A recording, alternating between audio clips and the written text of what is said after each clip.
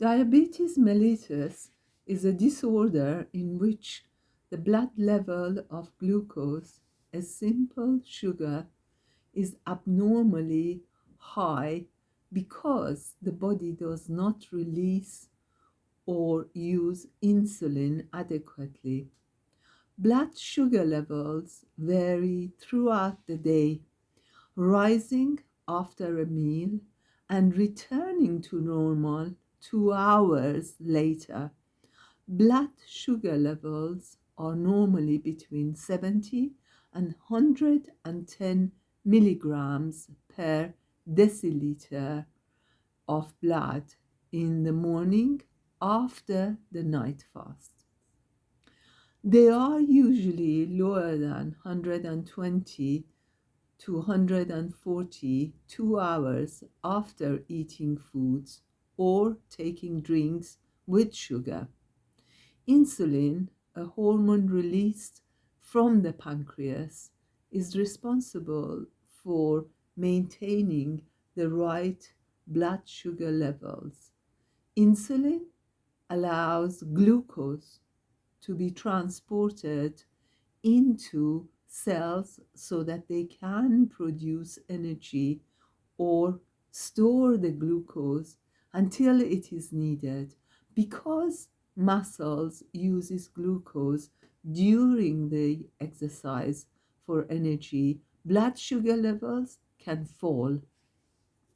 When the body does not produce enough insulin, diabetes results, or some cells of the body do not respond to insulin, so it is important to eat the right food, less processed food with preservatives and coloring, and nowadays lots of flavoring, and less spicy food would be better. It is important to take the right supplements, especially a multivitamin with a low dose of manganese and chromium. Vitamin C, 1000 milligram each day. A vitamin B complex, 50 milligram capsule form is better.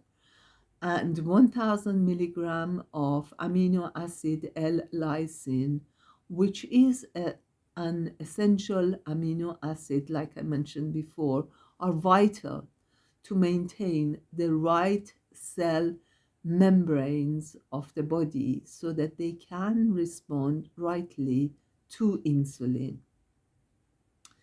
People with type 1 diabetes mellitus are insulin dependent diabetics and produce little or no insulin.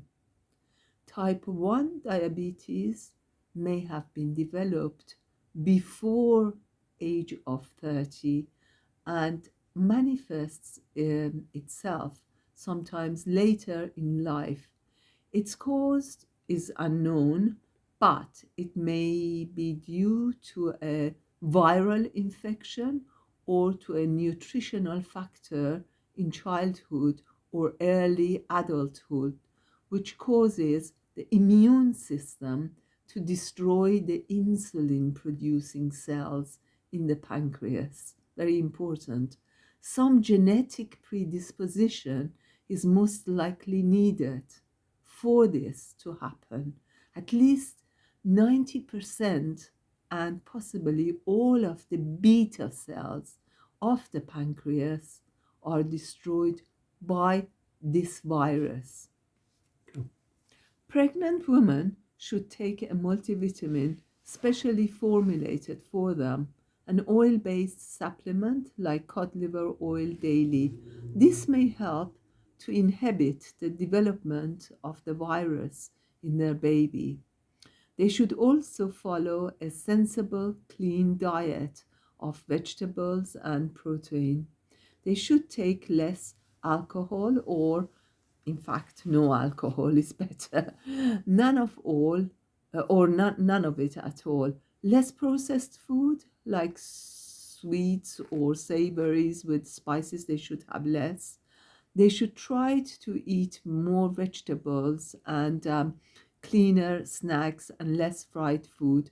When their babies are born, they can be tested for possibility of this virus, which attacks the beta cells of the pancreas living in the cells of the pancreas. A baby should be given either mother's milk or goat's milk. That is healthier. Powdered milks are processed and can aggravate babies' body cells.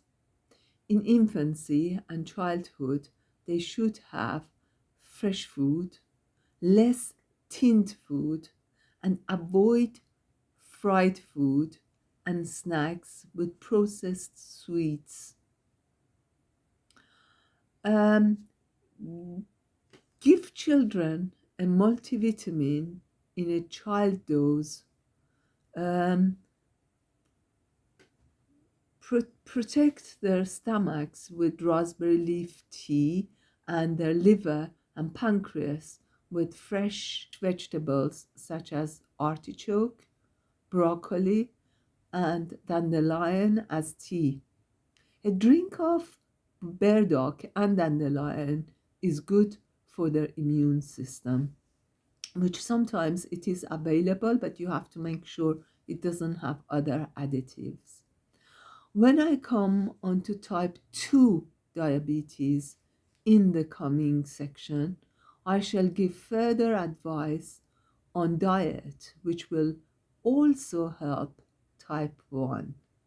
Type 1 diabetes mellitus victims are given the right insulin injection before food.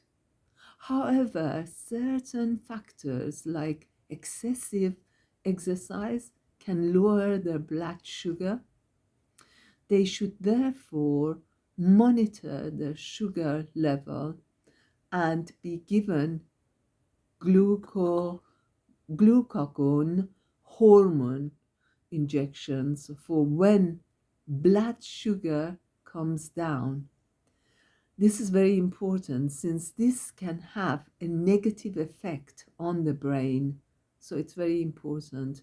They should also eat a more balanced diet with protein and right sort of carbohydrate so as to have an extra source of carbohydrate in the liver to be released when glucagon hormone is injected to raise their sugar level from these stored carbohydrates in the liver. That is very, very important for type 1. However, there are different types of insulin injections for type 1 diabetics.